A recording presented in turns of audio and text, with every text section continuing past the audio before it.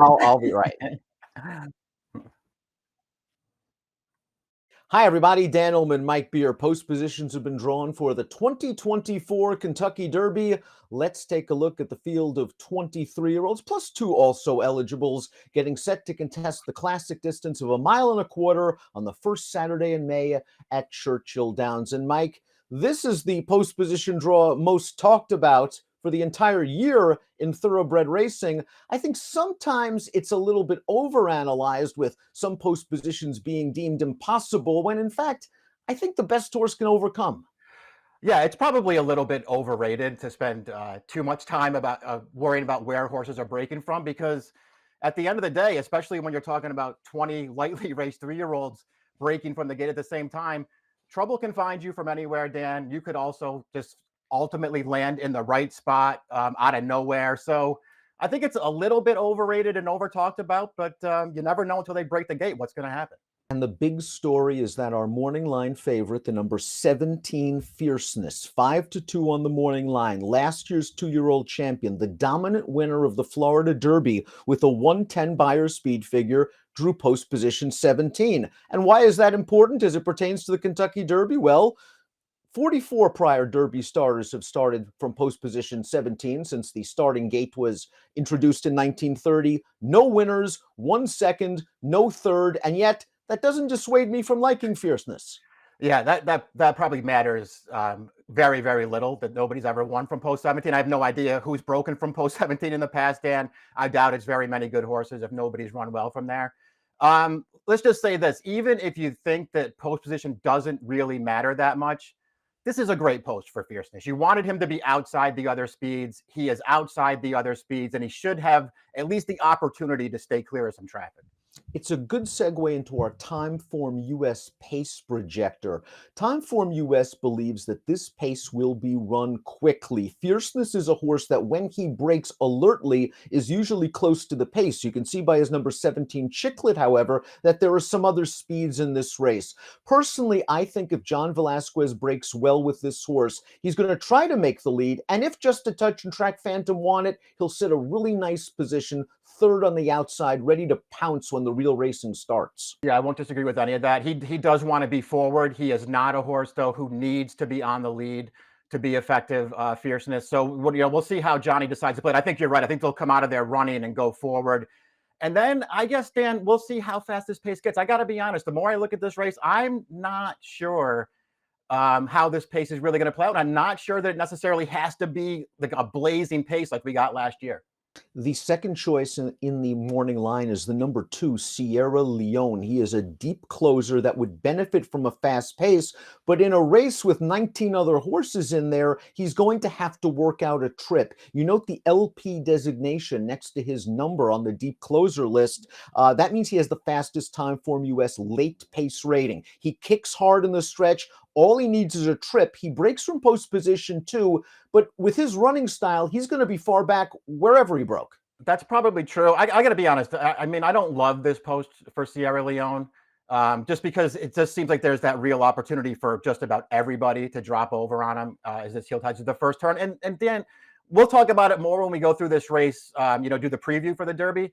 He's going to be off the pace anyway, but I really have never viewed Sierra Leone as a deep, deep closer, like he's going to be last early. He has that one race, the Remsen last year, where he was far back behind a fast pace, but his other races, he's not totally outrun. And I'm not sure that, having a bunch of horses fall in front of him on the first turn is a great situation for him. The last Kentucky Derby winner to win from post position 2, Triple Crown winner affirmed in 1978. Post 2 has produced 7% winners. Let's talk about Dornoch, the half-brother to last year's Kentucky Derby winner Mage. Breaking from the inside post, it could be tricky because there's such a crush of horses trying to get position in the long run into the first turn that sometimes horses breaking near the inside, they sort of get bounced around. Dornoch, though, at least has natural speed, Mike. They tried to put him in behind horses last time in the Bluegrass. It was a good learning experience. I'm just not sure how that's going to work here with everybody trying to get in front of him. Maybe they send this horse. It's going to be very important for Luis Saez to have this horse alert when the gates open so he can get out of there running. because that's kind of how I looked at him, Dan, too. They tried to rate him last time, maybe just to teach him a little bit of a lesson, and he ultimately didn't run that well in the Bluegrass. I got to believe that their plans anyway were to just come to this Kentucky Derby and use his speed and see what happens. Now they have the rail draw. They almost have no other choice but to go, but I feel like that's probably how they were going to ride him anyway. Last rail-drawn winner of the Derby, Ferdinand, in 1986. 8.5% winners, though, from post position 1 since 1930. Let's talk about one of the Japanese imports in this race. That is the undefeated Forever Young, who drew post position 11, which hasn't historically done well in the Derby, 2 for 83. Forever Young, I think this post position is good if he breaks. It's outside enough where he doesn't have to take a lot of kickback. They can get good position for him. Occasionally, he's a step slow from the gate, and that could be a big problem. It's all about getting out of there quickly and establishing position on the outside where he doesn't get that kickback that he dislikes. Yeah, maybe more important for him than anybody else to get out of the gate cleanly in this spot there, and then try to get the position they want to get in. He'll want to be forward as well, but he's a horse who I think is just going to be looking for sort of a mid-pack trip in the clear, and a clean break is going to be very important in that regard.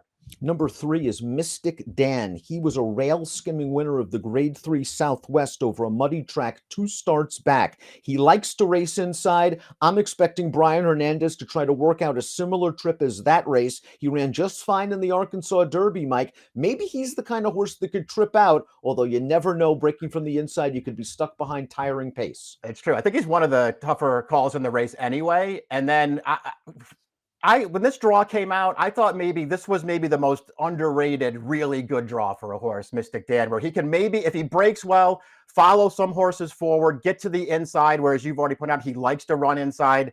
This is a very underrated rider he has up here. I can see this horse getting a pretty good trip in this race. The number 4 is Catching Freedom. Same running style as Sierra Leone, also sort of down close. Maybe not the same running style. Sierra Leone might be a little bit handier than Catching Freedom. You expect Catching Freedom to drop towards the back of the pack early. Do you have the same concerns about post 4 with Catching Freedom as you do with post 2 Sierra Leone? Yeah, I just think you don't want to ever be too far away. And in that regard, as a closer anyway, you don't want to have a bunch of horses falling in front of you either to wind up even further back in the pack. And that just leaves more traffic for you to navigate.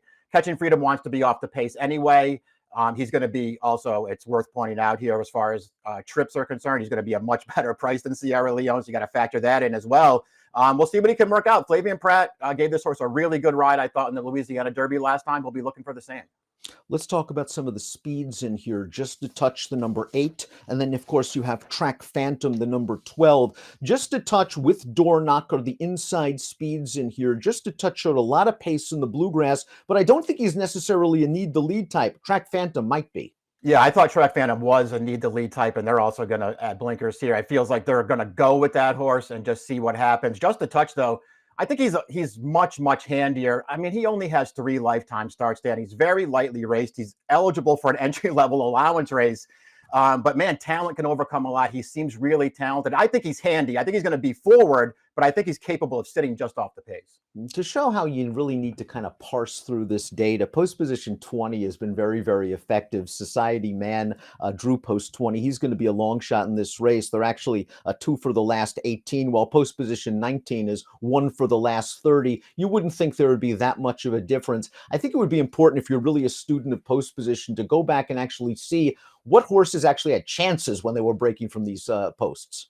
Yeah, it's hard to just look at numbers and take them at face value, especially in a race like the Derby. Because again, as we've already pointed out, Dan, trouble can find you from anywhere. There are a lot of good horses in here. And then plus, you're dealing with, at this stage of the game, the way the Derby's run now, these horses are all so lightly raced. Anything can happen.